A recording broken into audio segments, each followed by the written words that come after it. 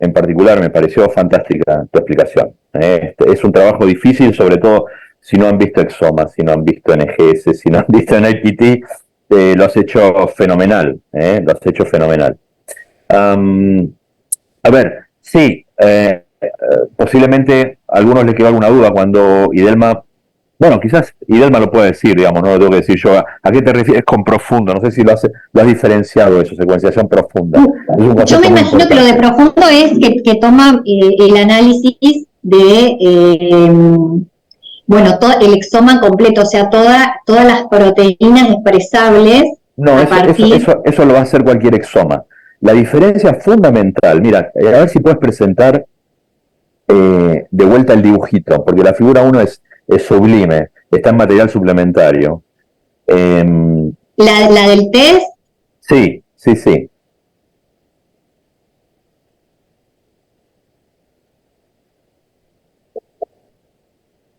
Ahí la tienes. Esa misma figura, a ver si la puedes agrandar. Perfecto, perfecto. Fíjate que en alguna vez dice Deep Exome Sequencing, ¿no? Deep Exome Sequencing. Y en las madres, en el plasma materno, ¿ok? Sin embargo, en las muestras de sangre es un estándar sequencing, ¿no? Whole exome. Bueno, el Deep Exome Sequencing, a diferencia del Whole Exome Sequencing, del estándar, es que vas a multiplicar el número de lecturas por más de 1000, ¿ok? Es decir, eso lo puede ser en materiales y métodos, yo lo miré, a ver, déjame ver si lo encuentro por acá para ser exactos, pero lo pueden ver ustedes. A ver si lo tengo acá. Sí, aquí está. Sí, es 2710 por, ¿sí? A 8000 por. Eso quiere decir, y una media de 4500. Eso quiere decir lo siguiente. Quiere decir exactamente que, digamos 4800, digamos 5000, es que cada base del exoma que la voy a secuenciar la estoy leyendo 5000 veces. ¿Está bien?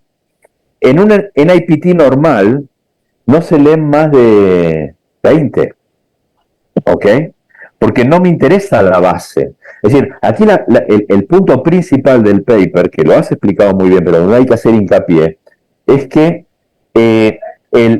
la particularidad del test es que cuando hace el screening de sangre materna a través de NGS, lo hace a altísima profundidad. Lo hace a 5000 por. Eso es casi como se secuencia un tejido de cáncer. ¿Ok? Los tejidos de cáncer, cuando se hacen secuenciación de NGS, se leen a más de 3000 por. ¿Ok? Bueno, aquí estamos leyendo el ADN fetal a 5000 por. Y eso es algo muy bueno, porque eso nos permite efectivamente ver si hay mutaciones de novo, que no los veo en un exoma estándar de 500 por, de 300 por, en el padre o la madre. ¿Se entiende esta diferencia? Es fundamental. Por eso se llama Deep Sequencing. ¿Ok? ¿Idelma? Perfecto. Yo no lo entiendo bien, doctor. Me sigo confundiendo. Ok. ¿Recuerdas ¿Recuerdas que la secuenciación que yo expliqué, si quieren puedo presentarlo de nuevo, espérenme un segundito. Aquí, voy a ir a mi presentación. En todos los casos, la secuenciación es completa de todo el genoma, ¿verdad? No, del exoma, depende de lo que hagas. Si haces exoma, mira esto. Aquí en este caso, aquí lo tienes. Aquí, fíjate que estás lavando el resto que no se pegó a lo rojo. ¿Ok? Rojo, el exoma, es decir, los fragmentos de ADN son azules. Y la librería que vos quieres pegarle es solamente ese 1.5 o 3% del genoma, depende de los números que uno quiera sacar. Entonces te vas a llevar solamente el pull down, aquí lo que estás capturando es ese 5%, el 95% lo tiras. Pero la particularidad de cuando lo secuencias y haces deep sequencing, haces cada una de estas lecturas de ADN, las lees 5000 veces. ¿Ok? Sí, esta máquina lo que va a hacer es un deep sequencing. No lo va a leer normalmente como un screening de NIPT 200 veces. ¿ok? O mucho menos, en el IPT lo hace a 20. En un exoma se hace a 300 un estándar, pero aquí lo estás haciendo a 5000, porque lo que quieres es ver, detectar las variantes genéticas en el embrión. ¿Lo O ves sea, ahora? es como que la máquina revisa más de 1000 veces ese La exoma. máquina secuencia te produce esto 5000 veces la misma secuencia. ¿Qué es lo que pasa? Estas máquinas no son perfectas, cometen errores. Y cuando tú lees un error, ¿qué vas a decir? Ah, mira, tiene fibrosis quística y es un falso positivo. Entonces, para desechar esos falsos positivos, para detectar los verdaderos positivos, tú tienes que tener mucha profundidad. ¿Lo ves? Ya. ¿Se entiende? Ese es el punto. Y, Tienes que tener y ese mucha profundidad. Me está preguntando Susana. sí, perdón, Sí. ese exoma representa una enfermedad genética que yo estoy Ese exoma buscando. representa todos los exones de todos los genes del genoma que lo hicieron para el bebé a partir de la madre, a partir de la sangre materna, que lo hicieron para el padre a menor profundidad y que lo hicieron para la madre también a menor profundidad. Pero además hicieron, recuérdame la figura, o lo puedo ver de aquí, déjame ver, lo puedo ver de aquí, lo tengo aquí. Además, sí, además hicieron el mismo exoma y el mismo genoma con el método invasivo. Es decir, porque no quieren tener el error de que lo invasivo o lo no invasivo es la diferencia entre un screening y un diagnóstico. Es decir, han testeado absolutamente todo lo posible. ¿Está bien? Y además yo no lo leí, pero si se lee por completo, hicieron un análisis de ciertas variables que llaman ruidos que podían interferir. Claro. Y digamos como que está muy bien hecho el análisis para mostrar la validez, ¿no? De este nuevo test. Exactamente. Es decir, este es un paper que a mí me pareció fantástico. Yo el año pasado les di el paper ese que está con el dibujito que me detuve a explicar enfermedades raras, etcétera, la biometría, la historia de la genética y las enfermedades. Ese paper es excelente, si pueden léanlo. Pero este año salió, hace una semana, este trabajo en New England. Y me pareció fantástico, ¿por qué? Porque recorre NGS. Primero, es algo que a la red Lara le interesa. Estamos hablando, si bien ya estamos en un embarazo, es posterior a lo que la mayor parte de los embriólogos le interesa, pero bueno, ya tenemos un feto creciendo al cual le podemos hacer un whole exome sequencing utilizando UMIS. Eso yo no lo puse, pero esos UMIS es una librería en particular que reduce errores. Eso creo es lo que estás diciendo, ¿no, Idelma? Creo que es eso. Sí, es eso. Exactamente, es un tipo de librería que además es más cara, ¿no? Es más cara. Pero entonces, estás haciendo eso a 5000 por, con lo cual vas a poder, si hay una variante, si hay una pequeña inserción, si hay una pequeña inserción, lo estás detectando con UMIS, es mucho más específico y lo estás haciendo a 5000 por. Pero lo querés ver para ver si los padres son portadores. Si alguno de los padres son portadores, es decir, que si fue heredado lo vas a poder distinguir. Pero además lo vas a detectar en el embrión también con un exoma. Y ya eso deja de ser un screening para hacer un diagnóstico. Y además, con ese mismo tejido invasivo vas a hacer un array. ¿Ok? Es decir, que lo estás bombardeando por todos lados, con munición gruesa y munición fina, ¿sí? En todos los territorios posibles. Y así se puede trabajar, digo. Y esto posiblemente, yo no digo que reemplace a todos los NIPT, pero ustedes lo pueden pensar, van a reemplazar a los NIPT, por ejemplo, de un estudio, por ejemplo, un PGTM que quieren quitar una enfermedad, ¿no? Bueno, ¿qué es lo que pueden hacer? Y bueno, tomar una vellosidad corial, no es así, lo cual tiene un riesgo, es discutible o no, y tratar de ver si en el método invasivo me he equivocado en el PGTM. Bueno, acá ni siquiera hace falta eso. Con esta metodología, ¿sí? Pueden hacer un exoma profundo de 5000 por y efectivamente ver si tiene la enfermedad o no, porque pueden detectar ese mutante a través del exoma. ¿Lo ven? ¿Se entiende el objetivo? ¿Está bien? Sí, ni hablar. Aparte, es muy interesante que pueda detectar el hecho de que el feto sea un carrier. Exactamente. Eso creo que hasta el momento, solo Con cuando no invasivo no lo podías hacer. Digo, claro. a ver, las técnicas de NIPT actuales, cuando se hacen genómicas, etcétera, dado que llevan muy poca profundidad, siempre tienes dudas de si la pequeña inserción de lesión que ves, bueno, no puedes mirar mutaciones, no puedes mirar mutaciones específicas en bases, porque no te da la profundidad, ¿no? La profundidad de la lectura de cada una de las bases que recorren, cada uno de los reads alineados, no lo puedes ver, ¿no? No tienes la profundidad necesaria. Pero con esto sí, ¿no? O sea que bueno, nada, este método yo creo que van a seguir adelante, se va a abaratar, como todas las cosas, y bueno, nada, es otro de los paradigmas que los médicos tienen para analizar un embrión en crecimiento, ¿no?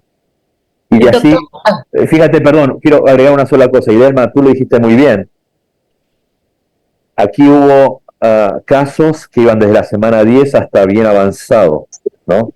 Pero nadie niega que esto se pueda hacer a partir de la semana 10 hasta la 14, donde aquí en Argentina se pueden tomar medidas, ¿no? Entonces, esto se puede hacer perfectamente entre la semana 10 y 14.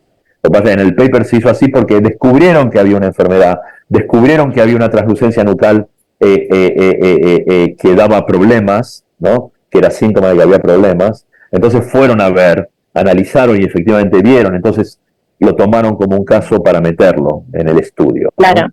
Era por el tipo de diseño, no podían hacer otra cosa que no sean pacientes ya con una indicación de ir a punzar, porque no vamos a ir a punzar a pacientes que no tengan indicación por hacer una prueba. Te mueres de pena y gastas dinero por nada. No, vamos sorpresas. Exactamente.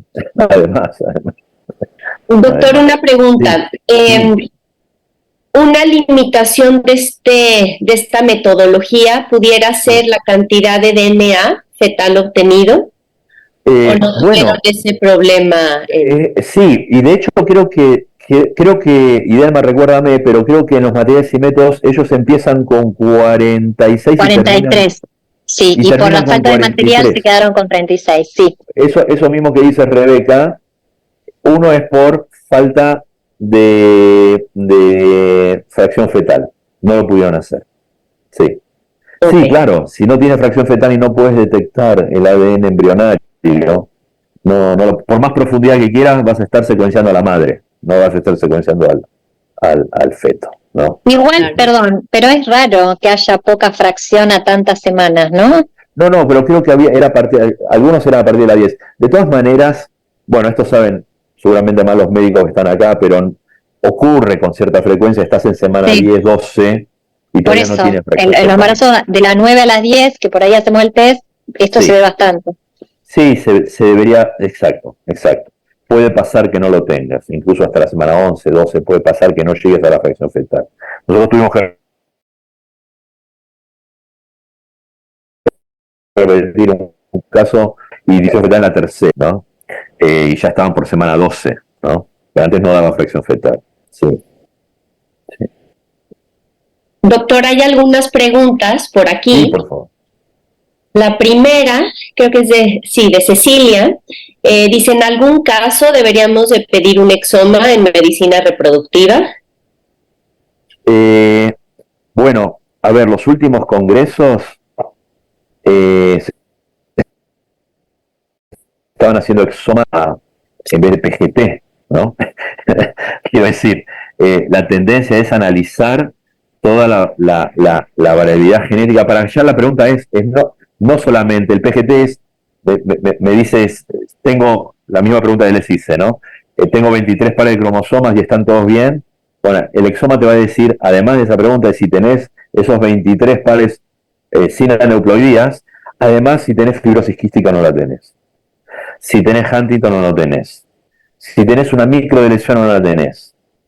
Entonces, ahora te alcanza es fuera de este NIPT, ¿eh? Es decir, estamos hablando de las células biopsiadas de un embrión, no transferido todavía, ¿ok?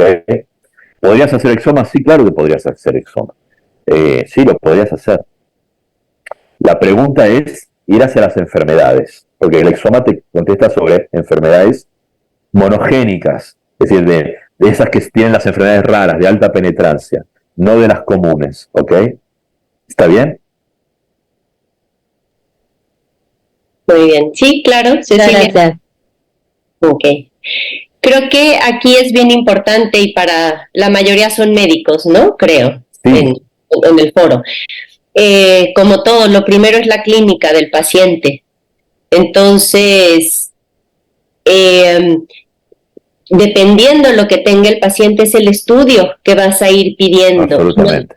Entonces, por ejemplo, si están viendo ustedes a una paciente con una insuficiencia ovárica prematura, ¿no? Van a pedir un estudio molecular, quizá pensando que pudiera ser portadora de un X frágil, no se van a ir a un exoma de un inicio, ¿no? Pero, por ejemplo, tienen cierta patología y van pidiendo algunos estudios moleculares y son negativos, pero ustedes siguen sospechando que ahí hay algo, entonces claro que pueden, como decía el doctor, ¿no? Ampliar este estudio. Hoy en día todo esto sigue siendo investigación, es decir, hoy no se ofrece exomas en diagnóstico preimplantacional, ¿no? Se hacen los PGT-A, el SR y el M clásicos utilizando NGS, diferentes tecnologías de NGS. Pero no se está utilizando investigación. ¿Se puede tener el genoma completo de ese embrión no transferido? Sí, se puede tener también. La pregunta es, ¿para qué nos sirve? ¿Qué costo-beneficio tiene? ¿Cuál es la pregunta para el médico que quiere responder? Quizás es más interesante, bueno, viene todo normal, pues a lo mejor un exoma como el que estamos presentando, ¿no? Y Delma, que presentó en este paper, pues puede tener mucho sentido. Si hay enfermedades que el médico quiere descartar, ¿no? Bien podría hacerse una punción o bien podría hacerse un no invasivo, ¿no? Prenatal. Bueno, ahí está el I+D que están desarrollando, digo, ¿no? Estos son todos estudios que se están desarrollando. Creo que algo importante lo vamos a ver también un poco más en la siguiente clase y seguramente en algunos otros temas cuando vean diagnóstico preimplantación se va a tocar, pero les puede decir el doctor Hernán, el pedir un exoma y más aún un genoma, pero vayámonos al exoma, no es nada más como que vamos a encontrar fácil una variante patogénica, ¿no? Y ya podemos decir, aquí está la mutación en este gen, nos explica perfectamente la fibrosis quística, o todo bien, ¿no? No encontramos nada. Ahora, el gran reto que tenemos y lo que nos parte la cabeza cuando solicitamos a veces un exoma son estas variantes de significado incierto. Absolutamente, ¿no? Absolutamente. A ver, el punto, está muy bien lo que decís, Rebeca. Lo que digo es, yo me fui al exoma en un PGT, sigue siendo investigación, todavía no está en la clínica. Un exoma normal es, por ejemplo, tengo el nacimiento de un hijo enfermo, quiero tener una nueva descendencia, esto es más común. Entonces, bueno, vamos a hacerle un exoma al chiquito que nació y no tenemos todavía un diagnóstico. Eso sí es muy frecuente. Y vamos a hacerlo con un trío, vamos a hacer padre, madre e hijo, para ver, y eso a lo mejor ya te deriva en un PGTM, es decir, tienes la suerte de que has encontrado la mutación, o el SNB o el copy number, lo que hayas encontrado, y ya puedes ir más directo a buscar un embrión que no tenga eso, ¿no? Eso ya sería un caso de PGTM. En esos casos, hoy sí los exomas se piden para esto, o bien para el chiquito, o para el padre o la madre, o en un trío, en conjunto, etcétera. Y sí, puede pasar que no lo encuentres, como tantas veces, ¿no? Es decir, nosotros hacemos exomas y sí, bueno, busca ahí a patadas, así, ¿no? Es decir, quiero decir, es decir, cada tecnología nueva no agrega más de un 20% de lo que no se descubría. Es decir, el nuevo diagnóstico, la nueva tecnología súper poderosa, nunca llegas a cubrir más. No hay una tecnología que te dice, con esto lleva al 100%. No, lo siento. No. Nunca he visto ninguna tecnología que supere el 20%, ¿no? No lo hay, no lo he visto. Doctor Hernán, ¿y puede ser que se usen exomas para los test de portadores? Bueno, sí, claro, los test de portadores. Eso es lo que se llama el test de portadores extendido, ¿no? Sí, claro, sí, se usan exomas. En verdad, casi todos, aunque a lo mejor no lo dicen, hacen un exoma a la pareja y después dice, bueno, pero solo te voy a analizar, ¿no? 300 genes o 600 genes, que son los más frecuentes que tienen enfermedades asociadas, ¿no?, a la característica, digamos, de ancestría. Si es caucásica, vas a incluir la fiebre mediterránea. Si son judíos askenazis, vas a tener un panel más askenazi. Pero en general, siempre conviene hacerlo a través, es costo efectivo hacerlo a través de exoma. Puede ser que no te lo digan, o a lo mejor te lo dicen, bueno, te voy a hacer un exoma completo y ya. Uy, pero es más caro. Bueno, te lo venden más barato, pero gastaron un exoma, digamos, es así, ¿no? Doctor, una pregunta. ¿Con Sí. esa técnica expuesta se puede detectar autismo? Bueno, el autismo cae dentro de lo que ya son las enfermedades complejas. ¿Está bien? Es decir, que tienes muchos factores, todos de muy poco riesgo individual, que te afectan un poquito, en donde el ambiente también tiene que ver. Ahora bien, el autismo es multifactorial y es multigénico. Eso quiere decir, puede pasar que el autismo sea explicado por muy pocos genes también. Es decir, es como por ejemplo, el Parkinson. El Parkinson puede, o el Alzheimer, ¿no?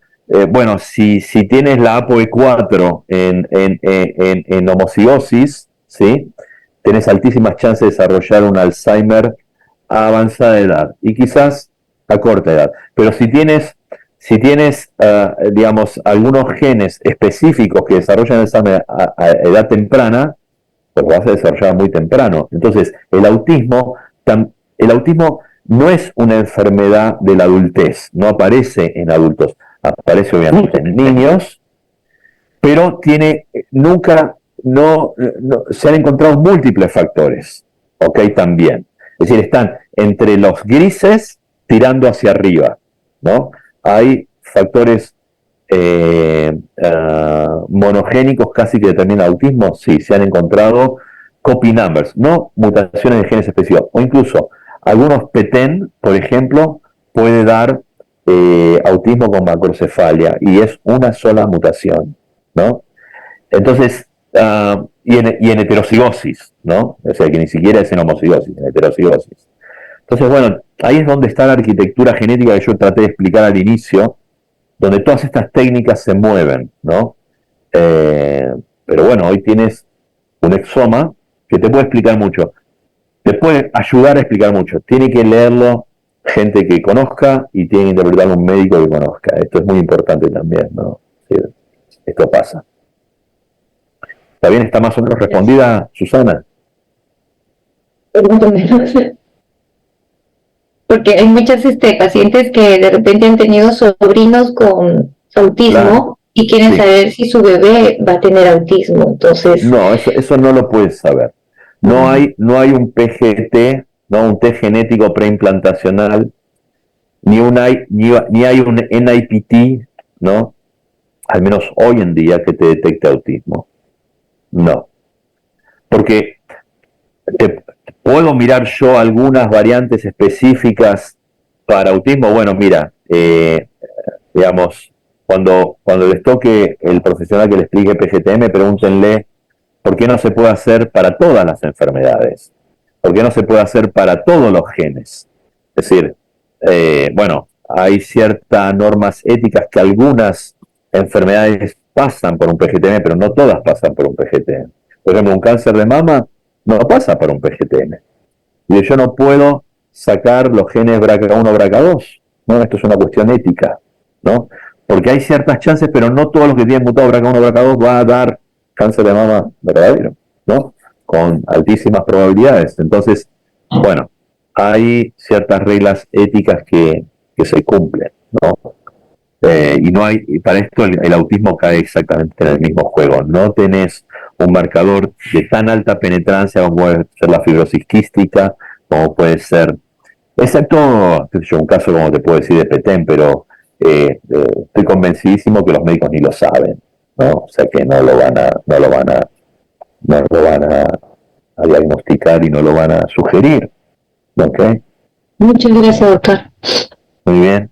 Quizás, Susana, la siguiente clase, que veamos un poco los mecanismos tradicionales de herencia, donde caen todas estas enfermedades dominantes, recesivas, y los no clásicos, como serían la herencia poligénica o multifactorial, va a quedar más claro porque en esas enfermedades, como dice el doctor, es imposible, ¿no?, poderlas detectar con alguno de estos estudios. Exacto. Puedes insistirle a un médico, no, bueno, mire, es que el caso de autismo que ya hemos detectado y en la familia, y te llevo los estudios, y te demuestro que el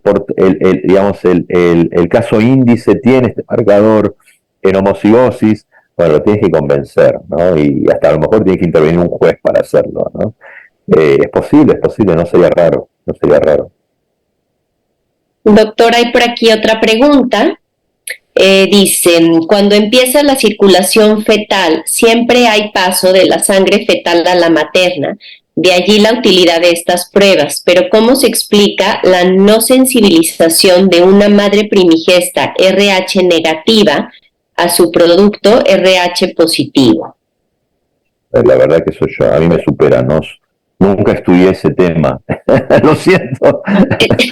Eso los médicos lo saben bien, de RH. Lo saben bien. No tiene nada que ver con el ADN. Exactamente. Es una cuestión, claro, inmunológica en realidad, de la respuesta inmune materna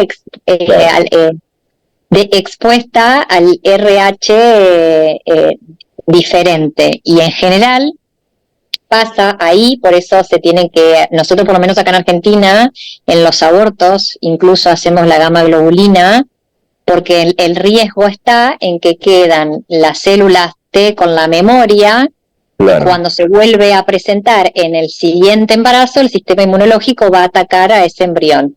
Pero tiene que ver con una respuesta inmune que no tiene que ver con lo genético, y esa respuesta inmune en general se hace siempre luego de la exposición primaria. ¿Dónde estás, Idelma, en Argentina? ¿En qué ciudad estás? En Rosario. En Rosario, ok. Gracias. Hay una pregunta más. Sí. Dice, ¿cuál es la sensibilidad de un PGT y un exoma? A ver si puedo interpretar lo que quieren decir. La sensibilidad de un PGT. Bueno, esto en verdad la pregunta correcta sería, ¿cuál es la sensibilidad del PGT utilizando NGS? Y ahí te puedo decir que es 100%. Y esto hay que buscar los papers del 2014, 2010 en adelante, donde se empezó a utilizar el NGS como variable, ¿no? Como metodología nueva, utilizando el gold estándar, el ACGH. Entonces, en esos papers que van desde el 2000, yo creo que fue en el 2008, es muy temprano, en 2008 nace el NGS. Yo a partir del 2010 vas a encontrar un pico de esto en el 2012, ¿no? De este tipo de trabajo.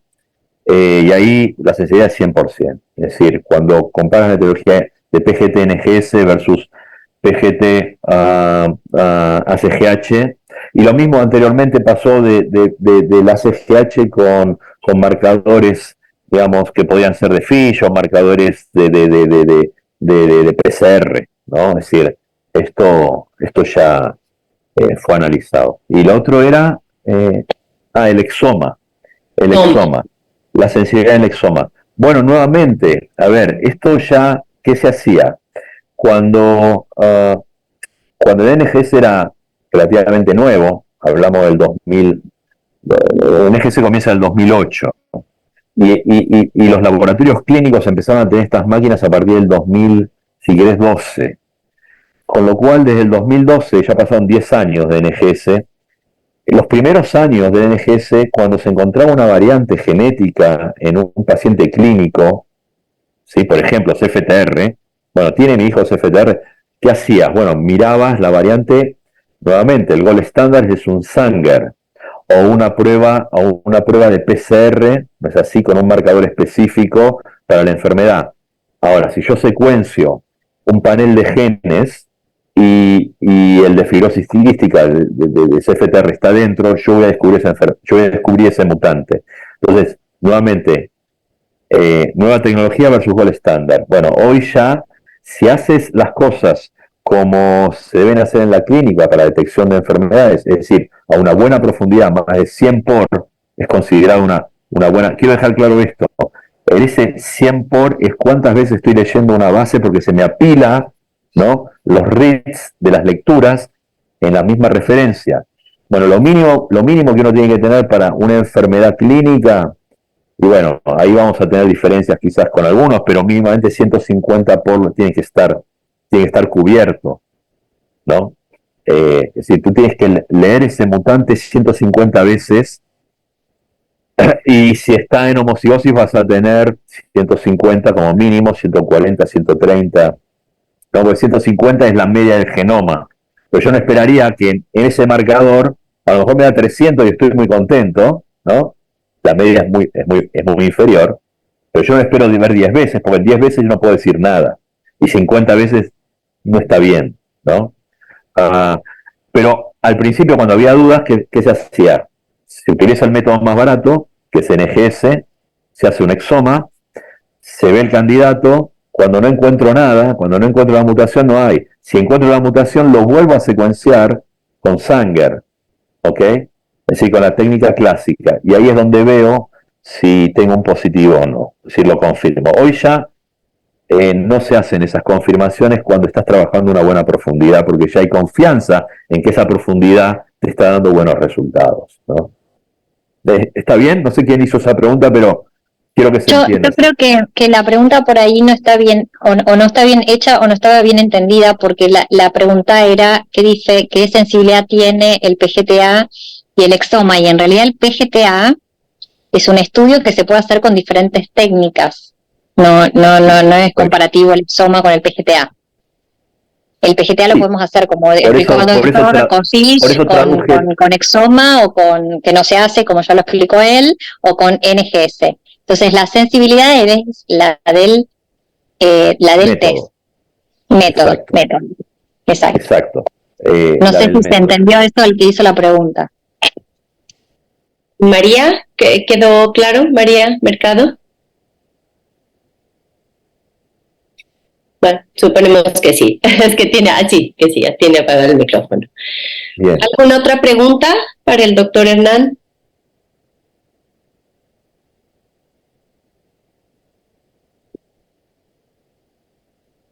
Nada. Doctor, ¿algo que quiera agregar?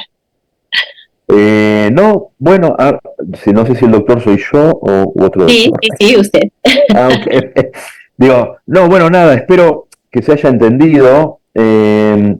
Digo, me parece más importante que en una hora yo pueda explicar estas cuestiones que son medio técnicas y medio de clínica y darles un paper que hace mucha alusión al trabajo diario y lo que viene. Digo, que explica una PCR. Una PCR se puede agarrar a la Wikipedia y se entiende lo que es una PCR. Digo, esto en relación al doctor que me decía esto, yo propuse el año pasado este cambio y me dijeron que sí, adelante. Entonces espero no haber defraudado las técnicas de biología molecular, que son más clásicas. Me parecía más interesante hablar de esto porque todo eso está ya en Wikipedia. No sé. Bueno, si no, lo siento, ¿no? No, creo que fue muy claro y por lo menos se queda esa semilla de inquietud, ¿no? Para seguir leyendo y ahondando en estos temas. Es muy importante para mí que se entienda bien NGS. No me detuve mucho. Normalmente es algo que, como yo di un curso en la Universidad de Buenos Aires de 4 meses, esto, ¿no? Es decir, y NGS traigo un especialista que está todo el día secuenciando y formando librerías. Entonces, hay muchísimos tipos de librerías diferentes. Nosotros hablamos de exomas, pero hay genomas, hay paneles, hay muchísimas máquinas diferentes que lo hacen de maneras distintas. Nosotros hablamos de Illumina, pero ni siquiera sin decir cómo lo hace Illumina. Me parece, ustedes como profesionales, meterse en estas cosas. Hay muy buenos videos en YouTube que explican todo esto. Pongan NGS Illumina y se van a dar cuenta de cómo funciona esto. Roche, etcétera. Hay muy buena información visual para esto, ¿no? Que es importante. Sí. Bueno, creo que ya son, según yo, ya es hora, de 2 horas de que empezamos. Si ya no queda ninguna pregunta, a ver, última oportunidad. ¿Nadie? ¿Todos bien? Ok. Bueno, y gracias Idelma por haber presentado muy bien el trabajo, la verdad. Fue muy Si no se era difícil, sí, claro, y Exoma y todo esto, sin duda. Muy bien. Muchas gracias, Bueno, doctor. Gracias por a ustedes su por la atención. presentación. Gracias a todos y nos vemos la